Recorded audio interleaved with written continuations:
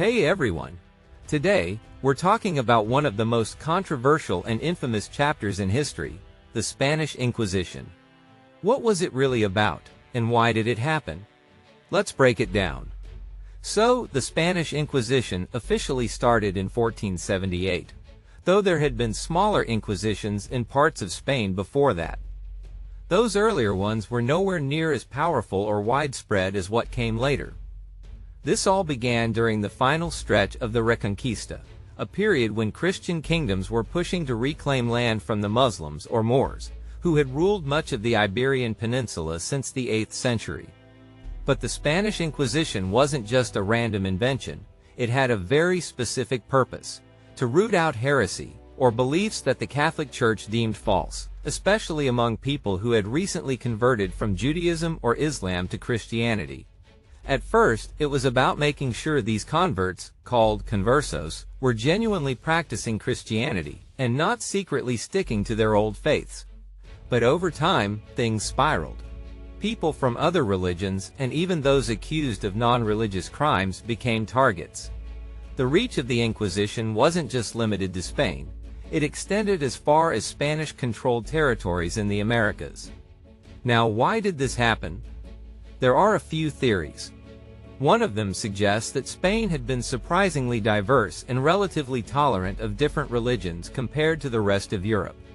Jews weren't kicked out of Spain like they were in France or England in the 14th century, and even after the Reconquista ended in 1492, Muslims were still allowed to live there, at least for a while. But by the late 1300s, things started shifting. Jewish communities faced unrest, and many Jews converted to Christianity to improve their social and economic prospects. These new Christians often climbed the social ladder, taking on roles in government, the church, and even nobility. This rise in power and influence made some people uncomfortable, leading to suspicions about whether these converts were truly loyal to their new faith. Some believe the Inquisition was launched as a way to clamp down on this over-tolerance. Another theory is that Ferdinand and Isabella, the king and queen of Spain, wanted to unite their kingdoms.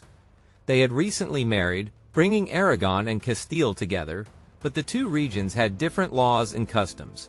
The Inquisition became a tool to create uniformity under their rule, using religion as a common ground. Plus, the monarchs controlled the Inquisition, not the Pope, so it gave them even more power. There's also a more pragmatic angle: money.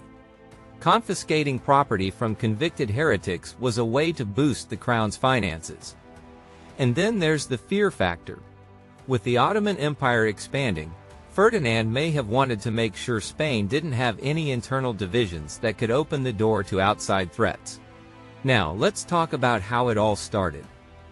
When Queen Isabella visited Seville in 1477, she was told by a Dominican friar that some converts were secretly practicing Judaism, what they called crypto-Judaism. This claim had the support of other religious leaders, and by 1478, Ferdinand and Isabella got permission from Pope Sixtus IV to set up the Inquisition. Interestingly, the Pope wasn't exactly thrilled about how brutal things got, but the Spanish monarchs had him in a tough spot. They even threatened to pull military support when Rome needed protection from the Ottoman Turks, so the Pope had little choice but to go along. The first big public trial, called an auto de fe, happened in Seville in 1481. These events were dramatic, public ceremonies where accused heretics were judged, and sentences were carried out by secular authorities. At that first one, 6 people were burned alive. Over time, tribunals spread across Spain, with more and more people being tried, many of them Jewish converts. The Inquisition's methods were as harsh as you might expect. People were tortured for confessions, neighbors were encouraged to accuse each other, and anyone who tried to appeal to Rome was punished. It wasn't long before public opinion turned against the conversos, especially after events like the murder of an inquisitor in Saragossa in 1485. Between 1480 and 1530, the Inquisition reached its peak. Thousands were executed, and countless others lived in fear of being accused.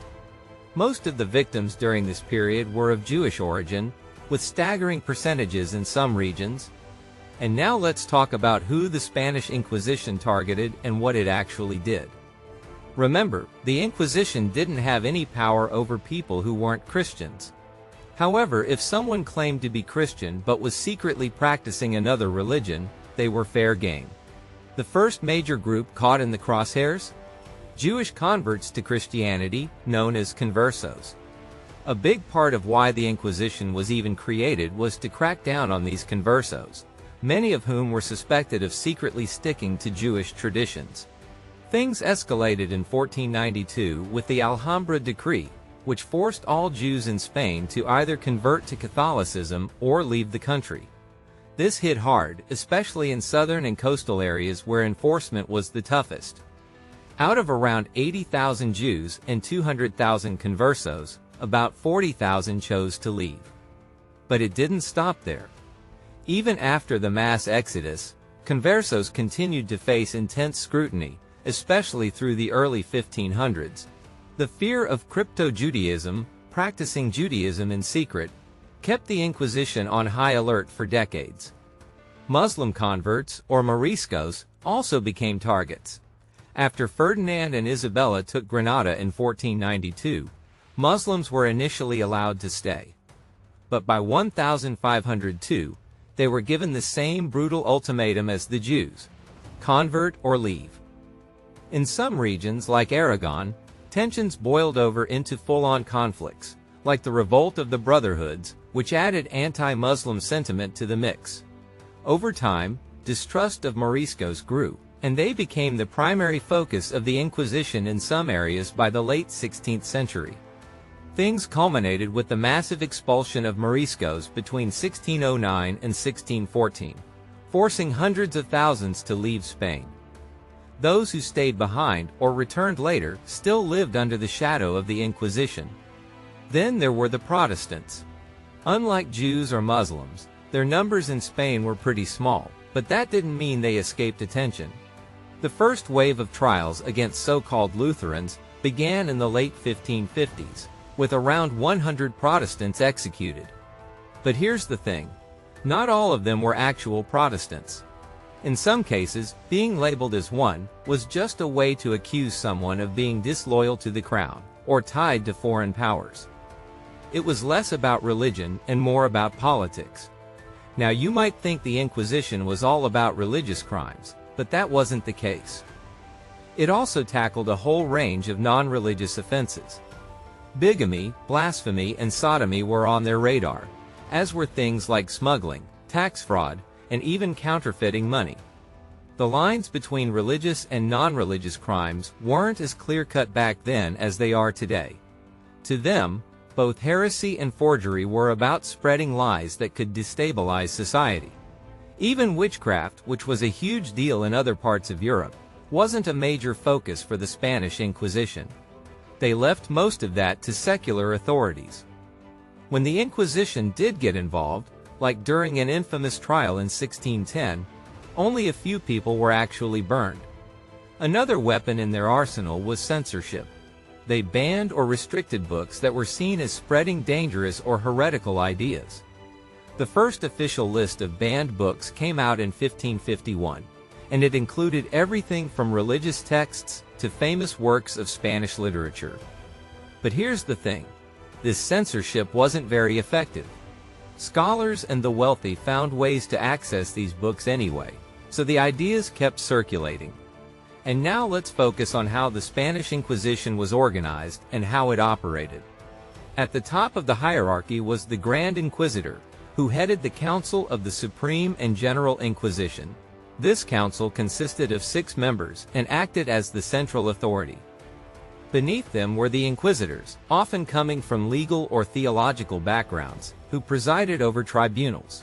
Supporting them were an array of staff, including lawyers, secretaries, jailers, and police officers, all of whom were essential to running the Inquisition's complex operations. What's worth noting is that the Inquisition didn't have a budget of its own. Instead, it relied on confiscating the property of those who were accused.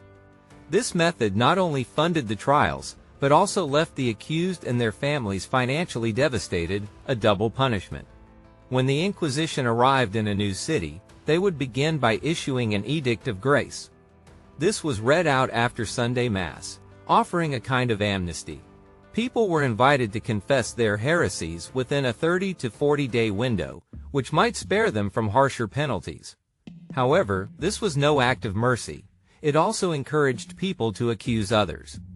By the 16th century, the Edict of Grace was replaced by the Edict of Faith, removing the grace period entirely and placing greater emphasis on denouncing others.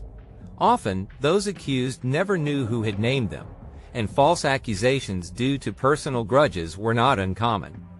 Once someone was accused, officials would investigate whether the claim had any basis. If they decided it did, the accused could be detained, sometimes for as long as 2 years. During this time, their property was seized to cover the costs of their imprisonment and trial, leaving their families in dire straits. When the trial finally began, the accused could present their own testimony and try to discredit their accusers, though this was often an uphill battle. Interestingly, torture was used less frequently by the Spanish Inquisition compared to other courts in Europe. This wasn't out of mercy. They believed that evidence obtained under torture wasn't always reliable and couldn't be the sole basis for a conviction. After the trial, there were several possible outcomes. Acquittals were rare but did happen. More often, cases ended in suspension, meaning the accused might be released but could face future imprisonment if new evidence emerged. Penance involved public admission of guilt and a punishment, while reconciliation brought harsher penalties, such as confiscation of property or imprisonment. The most severe outcome was relaxation, a term used for execution. Those who repented before their execution were garroted, while those who didn't were burned alive. One of the more public aspects of the Inquisition was the auto de fe, a ritual of public penance. These events included a Catholic Mass, a procession of the accused, and the public reading of their sentences. While these ceremonies could be dramatic and drawn out, executions or torture didn't actually happen during the auto de fe. Executions, when they occurred, were carried out later. By the 19th century, the Spanish Inquisition's grip on society began to loosen. The Enlightenment had ushered in new ideas about governance and individual rights, which began to influence Spanish policy. During Napoleon's rule in Spain, the Inquisition was abolished in 1808, only to be reinstated in 1814, when Ferdinand VII reclaimed the throne. Over the next 2 decades, it was abolished and restored several times, but its influence steadily waned.